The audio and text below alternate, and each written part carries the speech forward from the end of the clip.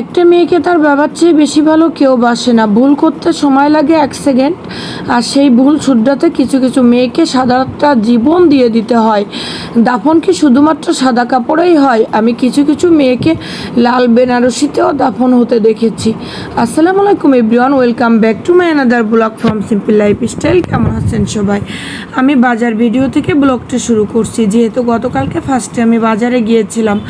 আমার তো ফ্রোজেন মাঝে মধ্যে যেদিন দেখেন অনেক বেশি রুটি রেডি করেছি, ওই দিন আমি একটু 2-1 দিনের রুটি ফ্রোজেন করে রাখি। নাস্তাটা যেহেতু ফ্রোজেন করা ছিল, তাই সকালে নাস্তা বানিয়েছিলাম না।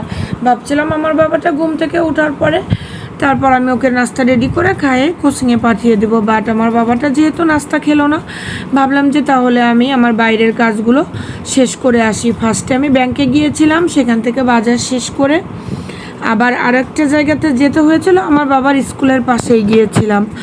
সেখানে যেয়ে তারপরে আমি বাজারগুলো নিয়ে বাসায় চলে আসলাম।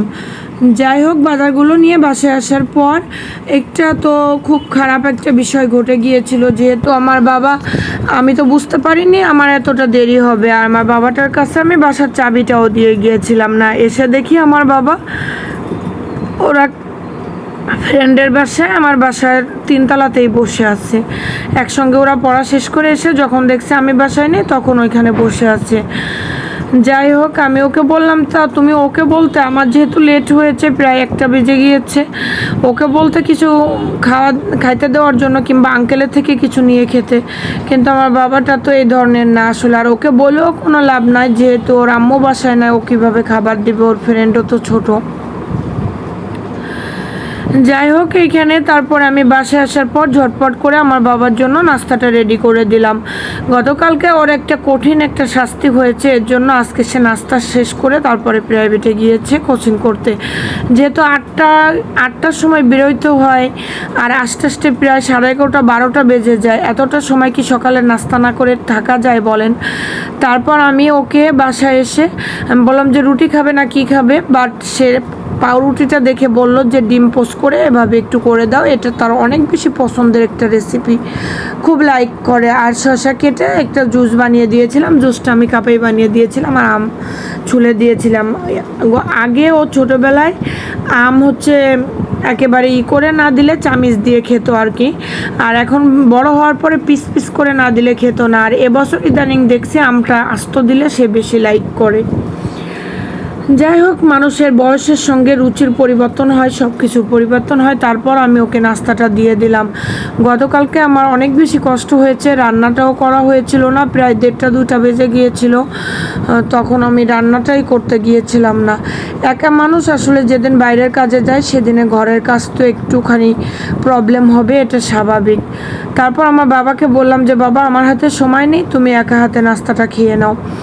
দেন এখানে আমি মিষ্টি কুমড়া এনেছিলাম, মিষ্টি কুমড়াটা ভাজি করব, মিষ্টি কুমড়া ভাজি করব। আর এখানে কলমি শাক রান্না করব। কলমি শাকের সিজন যেহেতু এটা, আপনারা একটু কলমি শাক খাওয়ার চেষ্টা করবেন। কলমি শাকে প্রচুর পরিমাণে ক্যালসিয়াম, যাদের হাত পার জয়েন্টে ব্যথা কিংবা যাদের শরীরে ক্যালসিয়ামের ঘাটতি আছে, আপনারা যে ক্যালসিয়ামের ওষুধগুলো খান, এই ওষুধের থেকে প্রাকৃতিক কিছু খাওয়ার চেষ্টা করবেন।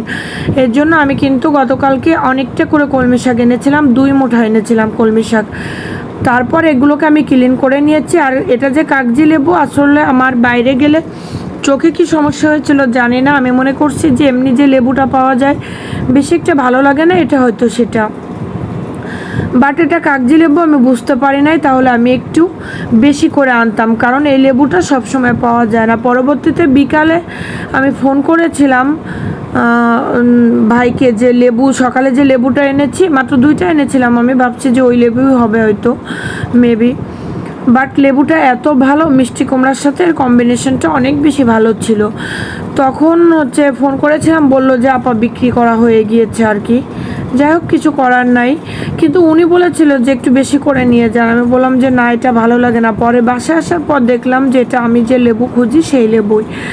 যাই হোক, এখানে আমি লবণ হলুদ মেখে, যেহেতু এটা মিষ্টি কুমড়া, এটাতে মরিচের গুঁড়াটা মিক্সড করতে যাবেন না, তাহলে কিন্তু একটু ঝাল লাগবে বেশি, দিয়ে আমি এক ব্যাস আর কি, যেহেতু মিষ্টি কুমড়া অনেক, এক ব্যাস ভাজি করতে বসিয়ে এখানে শাকটা রেডি করে নিলাম। এখানে সামান্য একটু পরিমাণ লবণ, পেঁয়াজ আর হচ্ছে কাঁচামরিচ দিয়ে শাকটা আমি গ্যাসের চুলায় বসিয়ে দিলাম।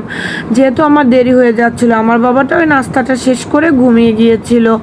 ওর শরীরটা অনেক বেশি টায়ার্ড লাগে, যেহেতু রাত্রে বিদ্যুৎ থাকে না, আর রাত হলে যে বিদ্যুতে কি শুরু করে আসলে বলার ভাষা রাখে না। রাত 2টা-3টার সময় যারা বিদ্যুৎ না, এদের ঘুমটা কে ভাঙায় তাদেরকে আমার দেখা খুব প্রয়োজন। কারেন্ট বিল নেওয়ার সময় তো 10টা টাকা কম নিবে না, ভ্যাট ধরবে, চার্জ ধরবে, আবার মানুষের লাইফে অশান্তি সৃষ্টি করবে। তারপরে এখানে আমার যেহেতু ভালো লাগতেছিল না আর প্লাস তাড়াহুড়া ছিল, আমি শাকটা একটুখানি জায়গা করে সেখানে তেল দিয়ে দিলাম আর শুকনো মরিচ, রসুন কুচি আর পেঁয়াজ কুচি দিয়ে শাকটা ভাজি করতে দিয়ে আসলাম। এদিকে এসে দেখি আমার মিষ্টি কুমড়া এর ভিতরে কিন্তু আমি আরেক ব্যাচ দিয়ে দিয়েছিলাম। এসে দেখি আমার মিষ্টি কুমড়ার অবস্থা অনেক বেশি খারাপ হয়ে গিয়েছে, যাই হোক একটু পুড়ে গিয়েছিল। তারপর আমি মিষ্টি কুমড়াটা নামিয়ে নিলাম। সেদিন আমি একটা ভুল ভিডিও দিয়েছি, ভাবলাম যে এখন একটু পেঁয়াজ দিয়ে এটাকে একটুখানি করে নিই, তাহলে খেতে আরও বেশি মজা হবে। গতকালকে মিষ্টি কুমড়াটা ভাজি করার সময় আমার অনেক বেশি খারাপ লাগতেছিল। সেদিন একটা ভিডিওতে আমি হয়তো ভুল ভয়েস দিয়েছিলাম, আমি আগেও একবার কথাটা রিপিট করেছি।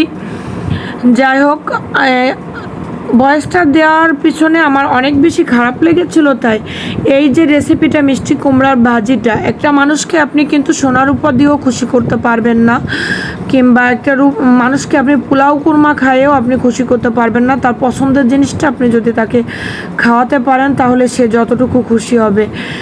এই মিষ্টি কুমড়া ভাজির এই রেসিপিটা আমার বাসায় যে মেহমান এসেছিল সে অনেক বেশি পছন্দ করে।